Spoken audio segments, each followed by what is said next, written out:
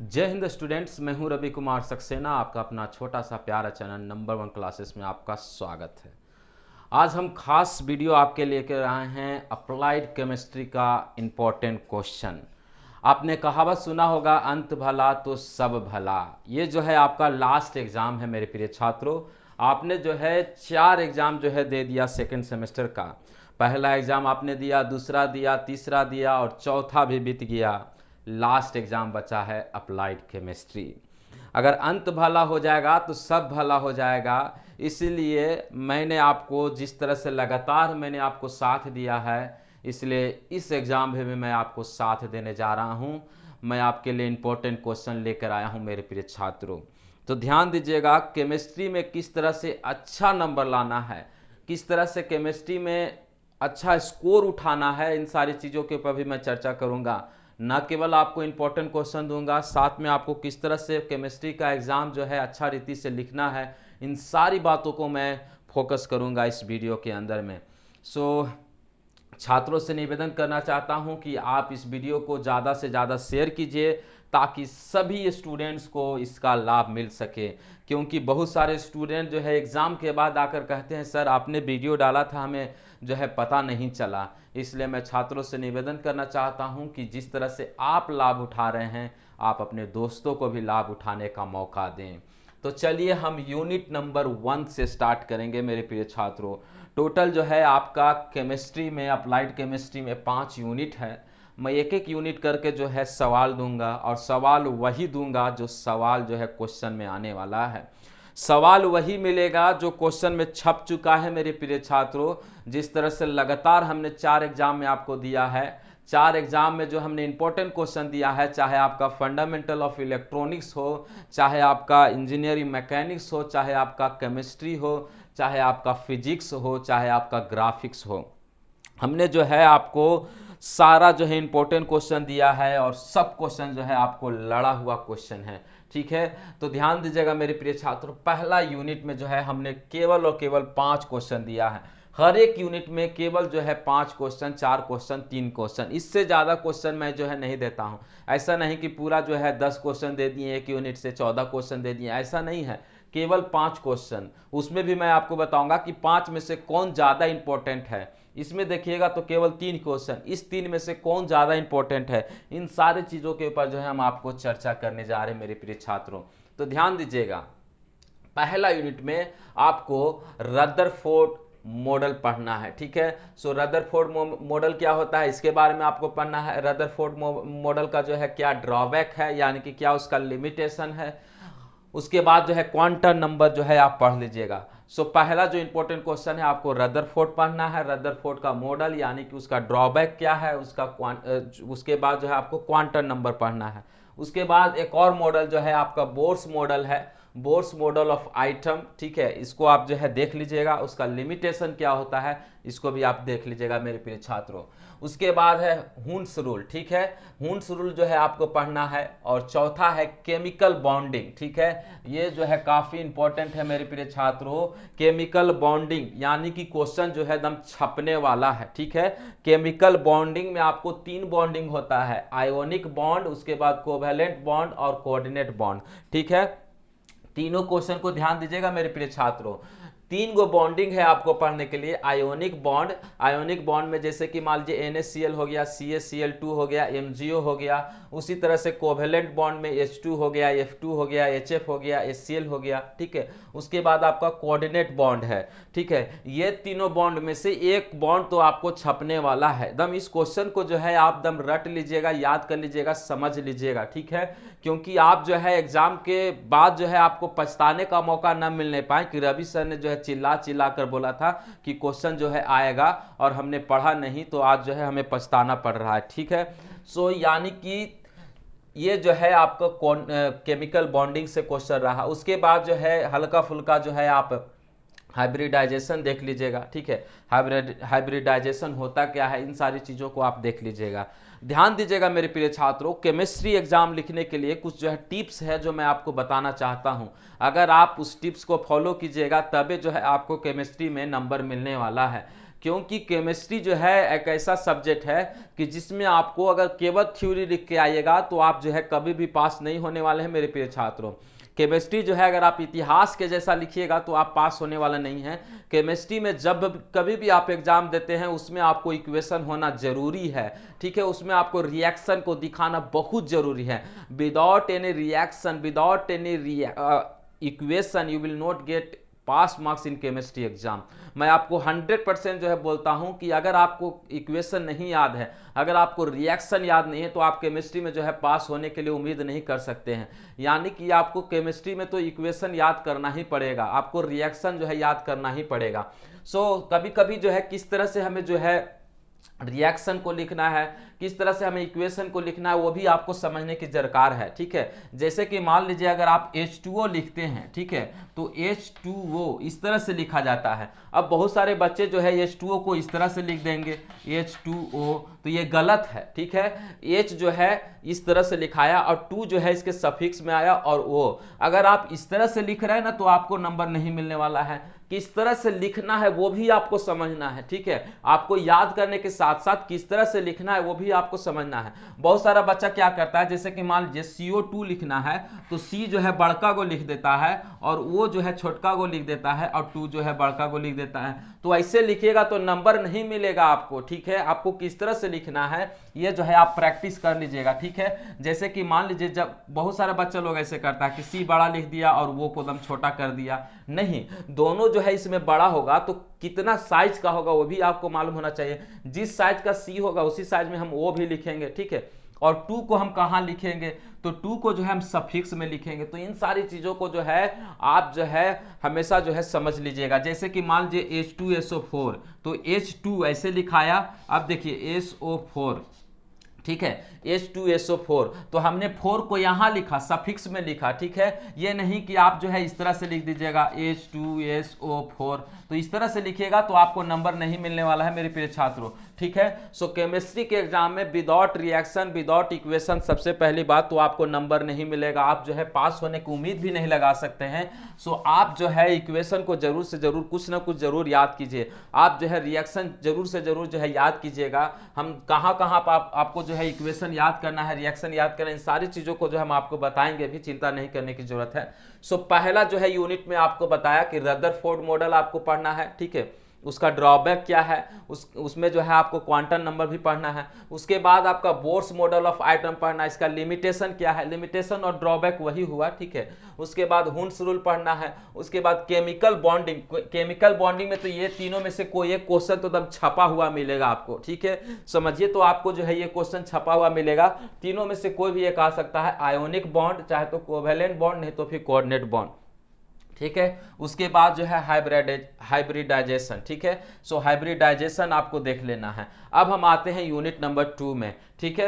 Unit number 2 में जानते हैं केवल हम 3 क्वेश्चन दिए हैं। अब क्या चाहिए आपको मेरे प्रिय छात्रों, और 3 क्वेश्चन दिए हैं, उसमें से एक क्वेश्चन तो आने ही वाला है, ठीक है, ये क्वेश्चन तो आने वाला है। क्या है पहला इंपॉर्टेंट क्वेश्चन, तो देखिए पहला जो इंपॉर्टेंट क्वेश्चन है एकदम VVI, एकदम लगा लीजिए, एकदम VVI, ठीक है। क्या है, तो वाटर सॉफ्टनिंग टेक्निक, ठीक है, वाटर सॉफ्टनिंग टेक्निक, यानी कि वाटर में हम हार्डनेस को किस तरह से रिमूव करेंगे। वाटर का हार्डनेस जो रिमूव करने का जो टेक्निक है, आपके सिलेबस में 3 दिया होगा, तो तीनों टेक्निक क्या है, ठीक है, उसमें कौन कौन सा इक्वेशन आएगा, इन सारी चीजों को आप देख लीजिएगा, ध्यान से समझ लेगा मेरे प्रिय छात्रों। फिर से मैं बोल रहा हूं, वाटर सॉफ्टनिंग टेक्निक, यानी कि वाटर में से हम जो है हार्डनेस किस तरह से निकालेंगे, कौन कौन सा टेक्निक है आपको पता होगा, ठीक है, ये आप देख लीजिएगा। दूसरा नंबर क्वेश्चन देखिए, वाटर क्या है, वाटर सोर्स ऑफ वाटर क्या है, यानी कि water, what is the source of water, what are the types of water, ठीक है। जैसे कि 2 वाटर होता है, एक सॉफ्ट वाटर, एक हार्ड वाटर होता है। एक हार्ड वाटर में 2 होता है, एक टेम्पोररी होता है, एक परमानेंट होता है। टेम्पोररी को हम लोग जो है गर्म करके निकाल लेते हैं, ठीक है। उसके बाद permanent water, permanent hard water, तो परमानेंट हार्ड वाटर को निकालने के लिए हम जो है कुछ टेक्निक का इस्तेमाल करते हैं, वही जो आपका पहला नंबर क्वेश्चन में है।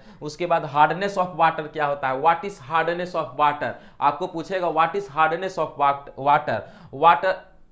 What is the degree of hardness, what is the degree of hardness, यानी कि जो पहला और दूसरा क्वेश्चन जो हमने लिखा है ना, ये पहला और दूसरा क्वेश्चन एक ही क्वेश्चन के अंतर्गत में आएगा, ये दो क्वेश्चन नहीं है, एक ही क्वेश्चन के अंतर्गत में आएगा मेरे प्रिय छात्रों। तो ध्यान से सुनिएगा, मैं चिल्ला चिल्ला कर बोलूंगा क्योंकि आपको जो है ये इंपॉर्टेंट क्वेश्चन है। क्या है? तो water softening technique, water softening technique यानी कि वाटर में से हम हार्डनेस निकालने के लिए क्या क्या टेक्निक है, आपके सिलेबस में कितना टेक्निक दिया होगा, हो सकता है 3 टेक्निक होगा, तो तीनों टेक्निक को आप देख लीजिएगा डायग्राम के साथ, इक्वेशन के साथ, जो भी है आपको, ठीक है।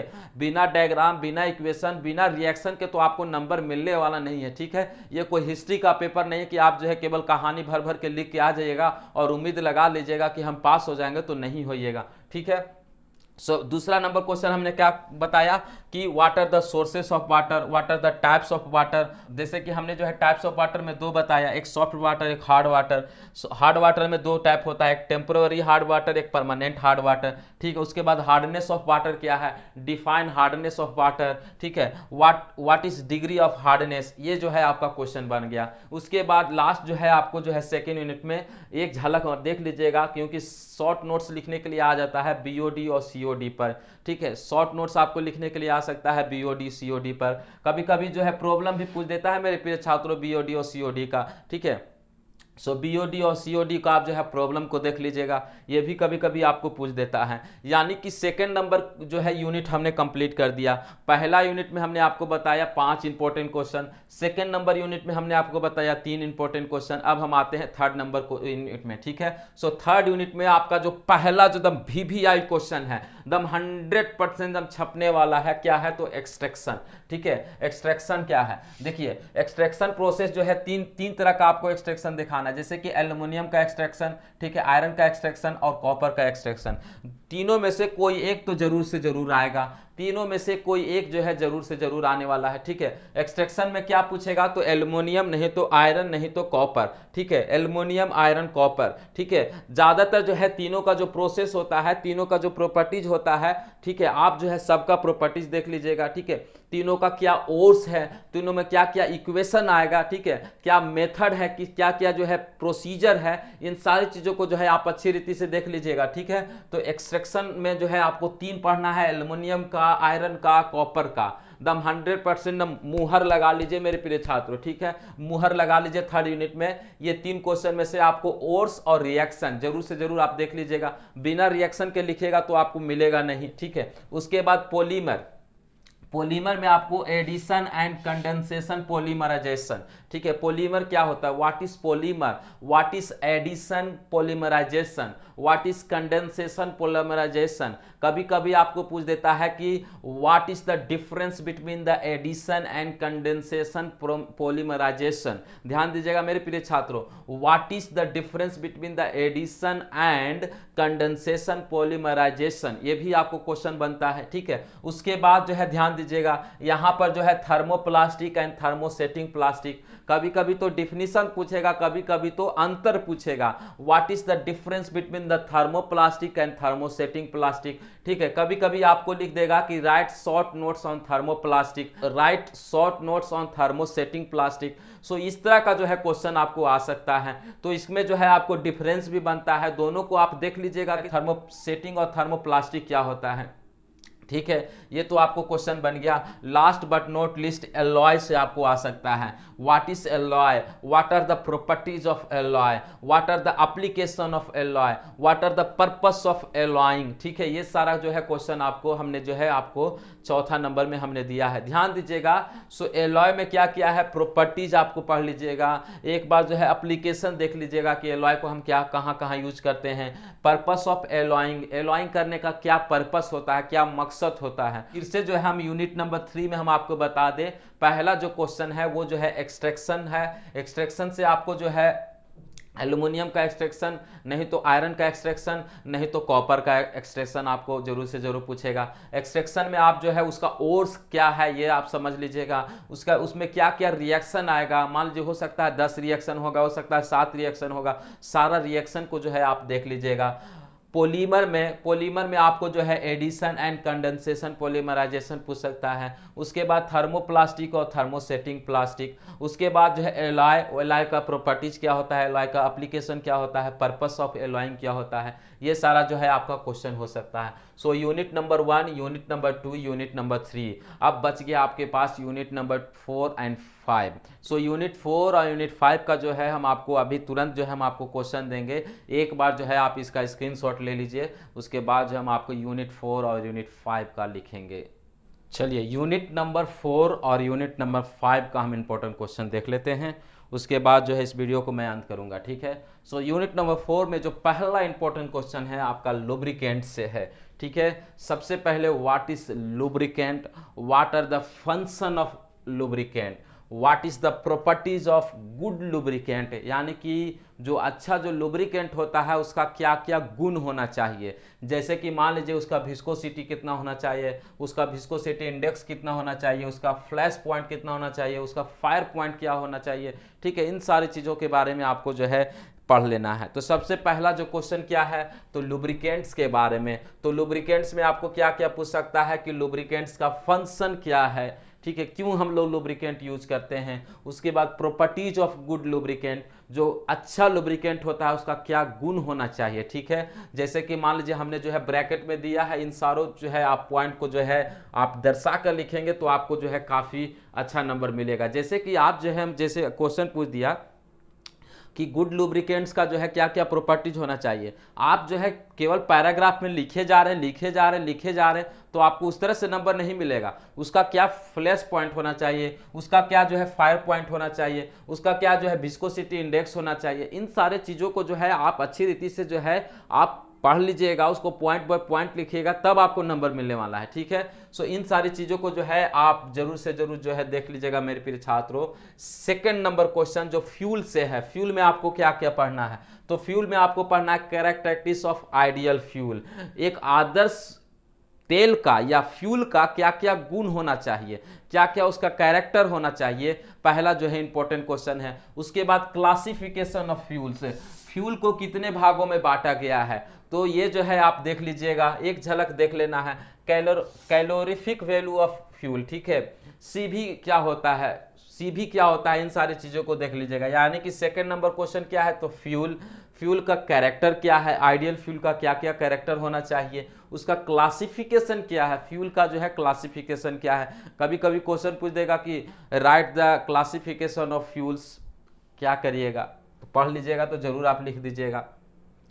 Octane number and cetane number, octane number and cetane number, ये जो है आप टॉपिक को जो है एक बार देख लीजिएगा कि ऑक्टेन नंबर जो है किसके लिए यूज होता है, ठीक है, सीटेन नंबर किसके लिए यूज होता है, पेट्रोल के लिए कौन सा नंबर यूज होगा, ठीक है, डीजल के लिए कौन सा यूज होगा, ठीक है, इन सारी चीज़ों को जो है आप देख लीजिएगा, ठीक है। ऑक्टेन नंबर, सीटेन नंबर, ठीक है, सीवी कैलोरीफिक वैल्यू, ठीक है, कैलोरीफिक वैल्यू से कभी कभी आपको जो है प्रॉब्लम भी पूछ सकता है, ठीक है।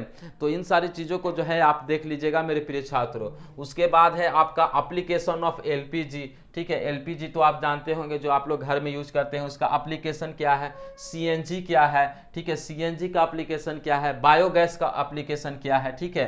सो एलपीजी का फुल फॉर्म क्या होता है, तो लिक्विड पेट्रोलियम गैस, ठीक है, लिक्विड पेट्रोलियम गैस। सीएनजी का मतलब कंप्रेस्ड नेचुरल गैस, ठीक है, बायोगैस, इस सब का जो है एप्लीकेशन क्या है, इन सारी चीज़ों को जो है आपको कभी कभी क्वेश्चन पूछ देता है। अगर आसान क्वेश्चन रहा तो ये भी क्वेश्चन पूछ देगा कि application of LPG, CNG, biogas. अगर थोड़ा सा टफ क्वेश्चन रहा तो आपको जो है लुब्रिकेंट से क्वेश्चन दे देगा, ठीक है। अगर मान लीजिए उससे भी ज्यादा अगर टफ रहा तो आपको जो है इस सब चीज से आपको दे सकता है कैलोरीफिक वैल्यू निकालने के लिए, ऑक्टेन नंबर निकालने के लिए, सीटेन नंबर निकालने के लिए, इस तरह का जो है क्वेश्चन बनता है, ठीक है। कभी कभी पेपर जो है बिल्कुल आसान होता है, कभी कभी पेपर जो है कभी कभी टफ भी होता है। तो मैं आपको क्या सजेशन दूंगा, जो हमने इंपॉर्टेंट क्वेश्चन दिया है उसको जो है आप अच्छी रीति से पढ़ लीजिए। उसके बाद जो आपका सिलेबस है, एक बार जो है आप सिलेबस को जरूर से जरूर झलक मार लीजिएगा, ताकि आपको कुछ ना कुछ जो है आपको लिखने के लिए आ जाए। ध्यान दीजिएगा, मैं आपको जो है वीडियो के लास्ट में भी आपको बताऊंगा, ठीक है, सारी चीज़ों को मैं डिस्कस करके ही मैं खत्म करूंगा। सबसे पहले उसके पहले जो है हम यूनिट 5 को भी हम डिस्कस कर लेते हैं। पहला जो क्वेश्चन है बैटरी, ठीक है। सो बैटरी से आपको जो है प्राइमरी सेल, सेकेंडरी सेल, ठीक है, ज्यादातर उम्मीद है कि आपका सेकेंडरी सेल से आपका क्वेश्चन आएगा। ध्यान दीजिएगा, ऐसे प्राइमरी सेल भी आप देख लीजिएगा, सेकेंडरी सेल से जो है ज्यादा उम्मीद है कि आपको जो है क्वेश्चन आने वाला है। उसके बाद अर्हेनियस थ्योरी ऑफ आयोनाइजेशन, ठीक है, आपका Ohm's law, Kirchhoff's law, Faraday law. एक बार जो है लॉ को भी देख लीजिएगा कि ओम्स लॉ क्या कहता है, किर्चॉफ्स लॉ क्या कहता है, फैराडे लॉ क्या कहता है। नस्ट इक्वेशन को आप देख लीजिएगा मेरे प्रिय छात्रों, ये तो बहुत आसान है, कोरोजन, ठीक है। कोरोजन जो है आप देख लीजिएगा एक बार, कोरोजन क्या होता है, ठीक है। इस पर जो है कभी कभी नोट्स लिखने के लिए दे देगा, ठीक है। कोरोजन को हम किस तरह से हटा सकते हैं, ठीक है, क्या क्या उसका मेथड है कोरोजन को हटाने के लिए, कोरोजन नहीं लगे इसको बचाने के लिए हम क्या क्या कर सकते हैं, ठीक है। तो ये सारा चीज को जो है आप एक बार जो है पढ़ लीजिएगा। सो यूनिट नंबर 4, यूनिट नंबर 5, ठीक है। आप देखिएगा, ध्यान से सुनिएगा, ताकि जो है आपको जब एग्जाम के बाद आए तो आप हम पर जो है कंप्लेन नहीं कर सके।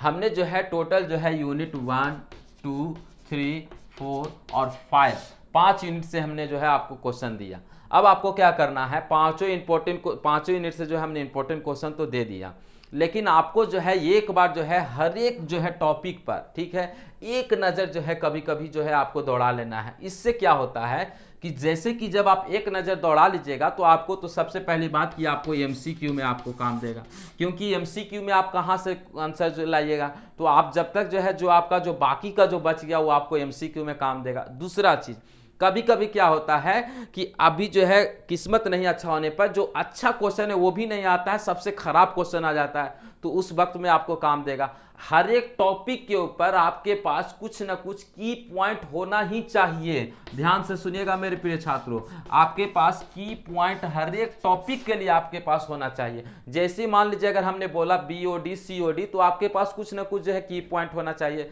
जैसे ही हमने बोला सीवी, तो आप जो है कैलोरीफिक वैल्यू पर आप क्या लिखना चाहते हैं, कुछ ना कुछ जो है आपके पास की पॉइंट होना चाहिए। जब हमने बोला कि सेकेंडरी सेल, तो सेकेंडरी सेल में किस तरह से डायग्राम बनेगा, उसका क्या क्या इक्वेशन है, क्या क्या रिएक्शन है, इन सारी चीज़ों में आपको होना चाहिए। चार्जिंग के समय में, डिस्चार्जिंग के समय में जो भी इक्वेशन है, ठीक है, आप जो है 100% जो है एक बार जो है आप अपने माइंड में जो है जरूर से जरूर देख लीजिएगा। जाने से पहले, एग्जाम में जाने से पहले अगर अच्छा परफॉर्मेंस करना है तो ये एक बार जो है सिलेबस को आप जरूर से जरूर नजर दौड़ा लीजिएगा मेरे प्रिय छात्रों।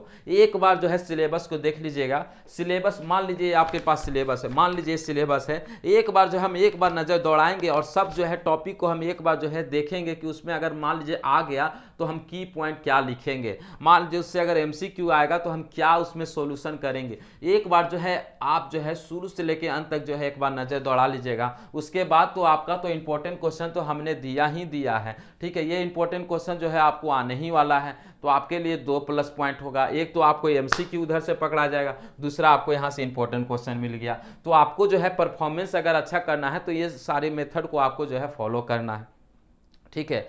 आपका एग्जाम जब हो जाएगा उसके बाद जो है हम आपको जो है क्वेश्चन पेपर का जो है एमसीक्यू का जो है हम सॉल्यूशन लेकर आएंगे, आंसर की लेकर आएंगे, ताकि जो है आप अपना एग्जाम में कितना परफॉर्मेंस किए हैं, कितना सही लगा के आए हैं, सारे जो है चीज़ों को जो है हम डिस्कस करेंगे। ध्यान रहे मेरे प्रिय छात्रों, ये जो है आपका लास्ट एग्जाम है। अब उसके बाद जो है आप जो है 3rd सेमेस्टर में चले जाइएगा। सो 3rd सेमेस्टर में जाने से पहले आपके साथ जो है हाथ जोड़कर रिक्वेस्ट है कि आप जो है अपने जूनियर भाई को जो है नंबर 1 क्लासेस के बारे में ज़रूर से ज़रूर बताएं, क्योंकि बहुत सारे जूनियर भाई को जो है मालूम नहीं होगा कि किस तरह से पढ़ाई करना है। सो आप अपने जूनियर को ज़रूर से ज़रूर जो है नंबर 1 क्लासेस के बारे में आप सजेस्ट कीजिएगा, ताकि उन लोग को भी जो है लाभ मिल सके।